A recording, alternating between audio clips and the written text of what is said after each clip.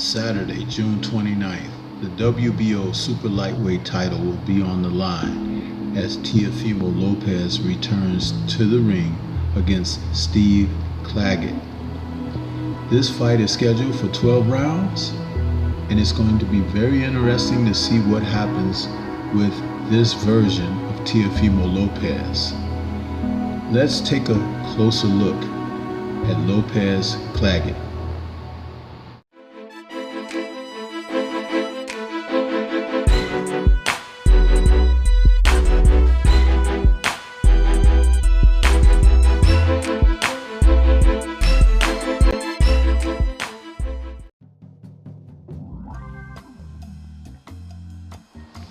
Teofimo Lopez, the enigmatic WBO junior welterweight champion, is stepping into the ring after a bit of a hiatus.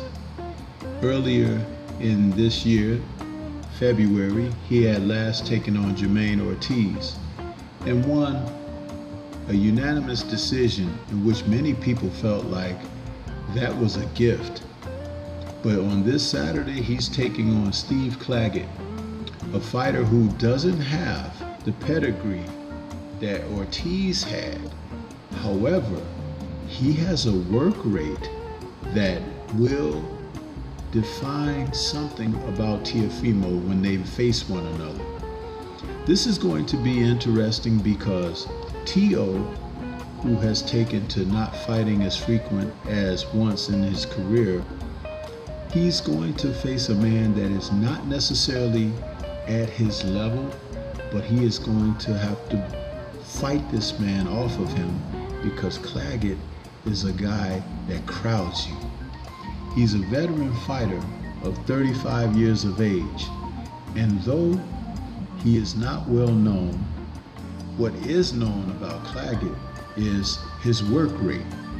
He is a high volume punching fighter. He crowds his opponents. He gets in their grill. He cuts the ring off. He stays right inside. He keeps a high defense.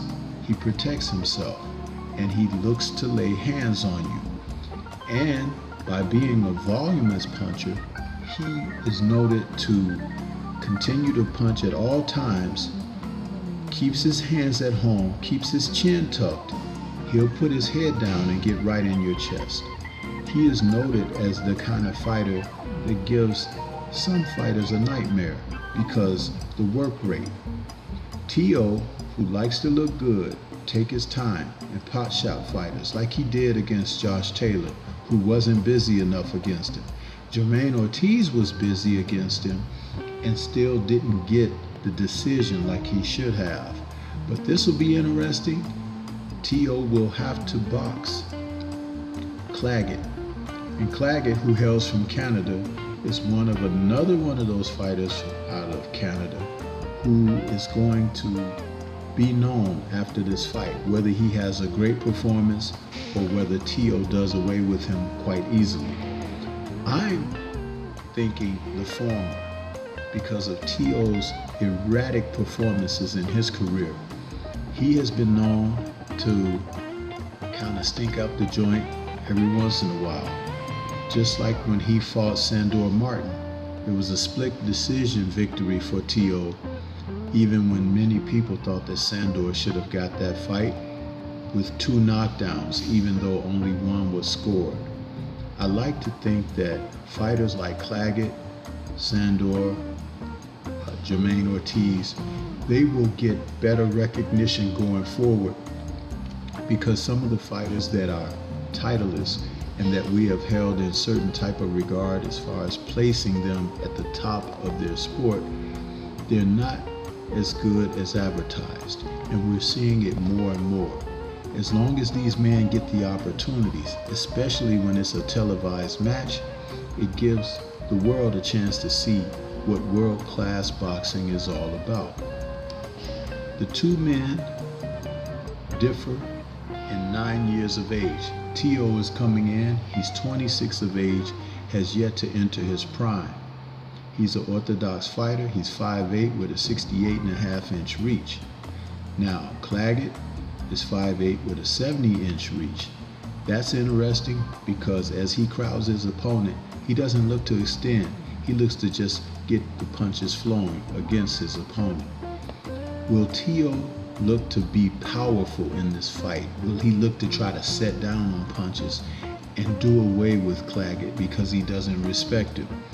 That's a likely scenario, but I'm going to tell you, with the volume punches that Claggett is known to let loose, Teo may have to work a lot harder than he's accustomed to. Also, the fact that mental pressure, if he's not able to get Claggett out with a big punch or stun him or drop him, will that play and weigh on Teo's psychology or psychological approach to the fight?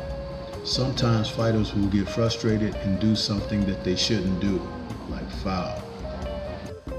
As far as the records, Teo is coming in with his record of 20-1 with 13 KOs. And I already mentioned his last 3 fights of Ortiz, Taylor, and Martin, going back to December of 2022. Now Claggett is coming in and has fought lesser opposition. However, the busyness, I can't get beyond that. If he is able to incorporate that, his record of 38-7 with 2 draws and 26 KOs shouldn't be dismissed. As a veteran of the sport, he knows how to survive and he knows how to pick it up when it's necessary.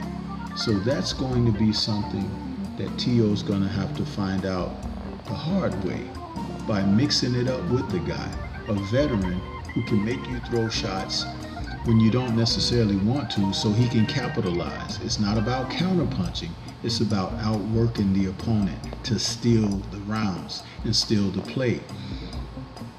Claggett doesn't look exciting, but something tells me that this could be one of those proverbial trap fights for Teofimo Lopez if he's not focused. We know that he's talked about Shakur Stevenson lately. We know that he's talked about Tank Davis and Bud Crawford. But all of those matchups potentially are not on the scene if he can't get past Steve Claggett. And he's going to need to do that. And there's a reason that they picked Claggett. But what do you think? This is Stormy B-Man. Shout out to the mighty LDBC and Liberated Perspective, a third eye view of the world. For more content such as this, please like, comment, subscribe, and share.